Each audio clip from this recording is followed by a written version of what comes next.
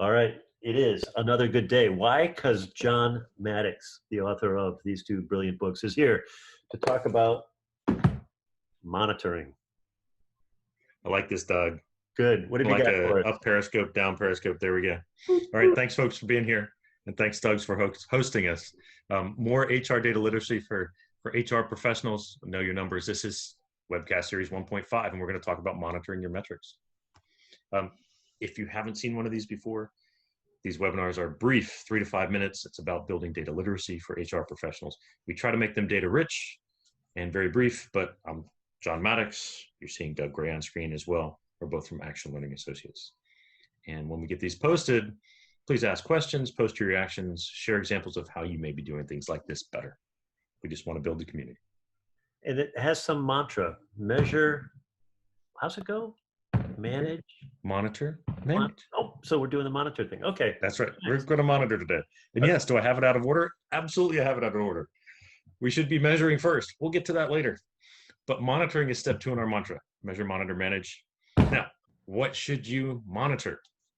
The information on your dashboard. Oh, you haven't told us about what information should go on the dashboard. Don't worry about that. We'll get to that later. Monitoring is the relatively simple part. And the question is, when should you monitor? You should have a regular basis for this. It might be daily. I hope not. Could be weekly. Could be quarterly. If you're going half year or yearly, that's not often enough. You're not in touch with your data. But make sure it's a regular basis. Secondly, if you're going into meetings with stakeholders, you should know your data before the meetings because they're going to ask. Make sure you're prepared. And then lastly, if something changes in the business, God forbid, a pandemic comes around and changes the whole operations of the way you work, then you need to monitor your data, see what's going on. So those big changes are times to monitor as well. And the what should you monitor bit, this is metrics that you already have, right? You're not creating new metrics, correct? Right. So we're assuming that you already have your metrics, you've got them in a dashboard or a way to pretty regularly see what's going on. Perfect. Got it. Thanks. Okay. So when you're monitoring, monitor for consistency and for change. If you look at turnover, and that's what we're looking at here for business unit A, it varies between, say, 9% and 12%.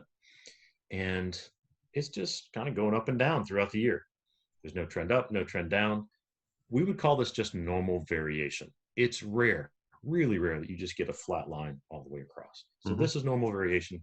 And you can use Shewhart charts or statistical process control charts to really determine what's normal and what's not, but that's time and effort elsewhere. We can talk about those later. For now, know that something like this is just normal variation. Ooh, turnover for business unit 2. Yes, ooh, we do see a pattern. So we're not looking at consistency, we're looking at change here. So we do have a few months of things being dead flat, and that's fine. But then in June, things drop off, looks like 1% here. This is a great time to go, why did it drop? Start asking that question. Because then when it happens again in August, it drops another percent, you're beginning to see a line, a pattern is beginning to emerge. So if you're starting to see a pattern, there's probably something behind it. So if you're monitoring, you should then be asking the question, why? What's happening here? And then by the time October rolls around, you definitely not just have a pattern, you have a trend. With a trend, your stakeholders are going to go, what's going on? We need to know. And by that point, you should know and be able to tell them, this is what you're doing right in business unit B, and it's probably going to continue to fall off later in the year. So keep doing what you're doing in business unit B because you're controlling your turnover better. I recall a clever line you had once, something about you've never met a trend line you didn't like. I've never met a data set I didn't like. Oh, I see. So this is a trend line. How many minimal number of points do you need in order to create a significant trend line? Is it 3? Is it 5? Is it 20? I would say 3. You're not really starting to see a pattern until you get 3. Perfect. Got it. And that's a bare minimum. Okay. But if you don't have 3, at least start with your 1. Start with your 2. Grab your data and continue to monitor. Yes, continue to monitor. So last one here. If you look early in January to April, that looks like normal variation. June to September, normal variation. November, December, normal variation. Then May and October, you have spikes. This is not normal. These are the things that should make you go, what's going on? What's happening? And this is in the wrong direction. You don't want turnover to go up. So you need to start investigating what's happening within business unit C that pushed turnover up in May. And that when it happens again in October, you at least have an expectation about what might be happening. And it could be happening again.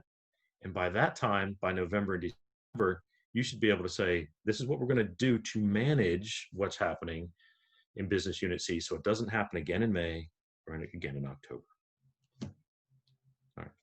Always nice to get thumbs up, right? Thumbs up, buddy. Yeah, makes sense to me. All right, let's draw this to a close on monitoring.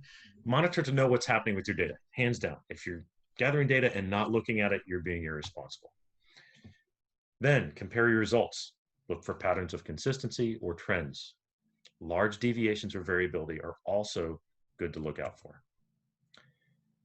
When you're comparing your data, compare past performance, like last year's data, to this year's data. If you don't have past, but you do have forecast, that's another great thing to compare to. So look in the past, look in the future, and compare your data either way. Question on that one? Sure. Especially with the COVID, people's forecasts have changed. Some people used to talk about 3 years.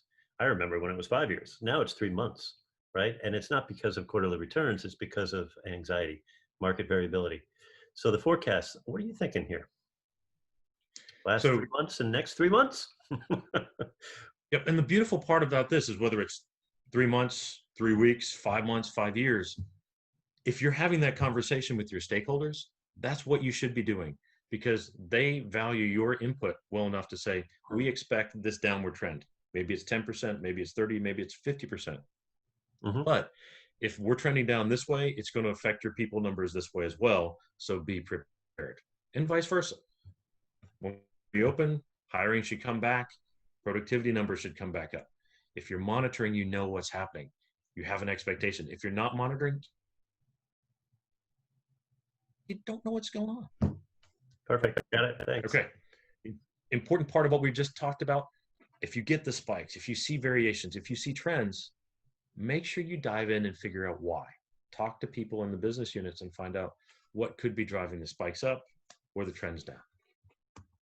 And then when you know why, be prepared to talk with your stakeholders about it, what to do next to take corrective action. And that's the manage part of measure, monitor, manage. And we'll talk about that another time too. So thanks for your time. Anything else, Doug? No, I love this. I think it's critically important and leads to all kinds of good managerial decision making. So thanks, John. Good stuff. Sure.